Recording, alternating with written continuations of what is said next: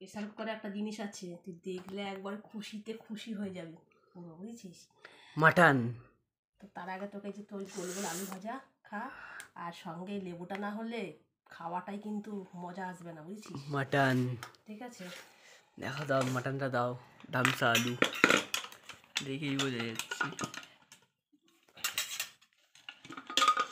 দেখি মাটনটাকে দেখাবো আমাকে। ডাল মাটন এনে রেখেছিস? এটা ঠিক না। তুই এনেছিস মাটন? আগে সবাইকে পয়সা পাবে, সবাইকে দিতে হবে, স্যারদের সবাইকে দিদিমণিদের দেবো, তারপরে সংসারের জিনিস তুলবো, তারপর বুঝেছিস? এই ডালটা দিয়ে খাবি, মশলা দিয়ে ডাল, পেঁয়াজ রসুন আদা সব কিছু দিয়ে করেছি। আর এই যে গোল গোল আলু ভাজা, আলুও বাড়িতে ছিল না, 2 পিস আলু ছিল, একটা আলু গোল ভেজেছি আর একটা আলু এই যে মাখার জন্য রেখেছি। দুজার কাজ করে এসে না আর ইচ্ছা করে না বাজার যেতে। তুই তো পারিস বাজারটা করে নিয়ে আসতে, বড় হচ্ছিস তো নাকি? যেদিন মাটন আনতে দেবে সেদিন যাবো। মাটন তো সবাই কিনতে পারে, সবজি কিনে এনে দেখা তো, সুন্দর দেশি পটল দেশি ভেন্ডি সব কিনে এনে দেখাবি যে হ্যাঁ করে এনে দেখিয়েছি।